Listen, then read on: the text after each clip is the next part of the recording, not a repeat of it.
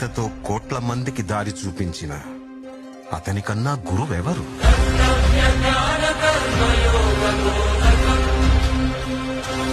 రక్షణ కోసం సముద్రం మధ్యలో ద్వారకా నగరాన్ని కట్టిన అతనికన్నా గొప్ప ఆర్కిటెక్ట్ ఎవరు?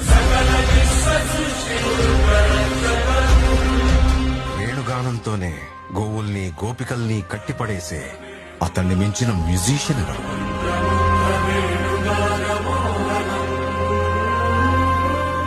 ధర్మం కోసం యుద్ధం చేయమని చెప్పిన అతన్ని మించిన వీరుడెవరు? హోమయాగాలతో వర్షం తెప్పించిన అతనికన్నా ప్రకృతిని అర్థం చేసుకున్న క్లైమటాలజిస్ట్ ఎవరు? అన్కంట్రోలబుల్ ఆర్పిఎం తో తిరిగే సుదర్శన చక్రాన్ని కంట్రోల్ చేసే అతనికి మించిన కైనెటిక్ ఇంజనీర్ ఎవరు?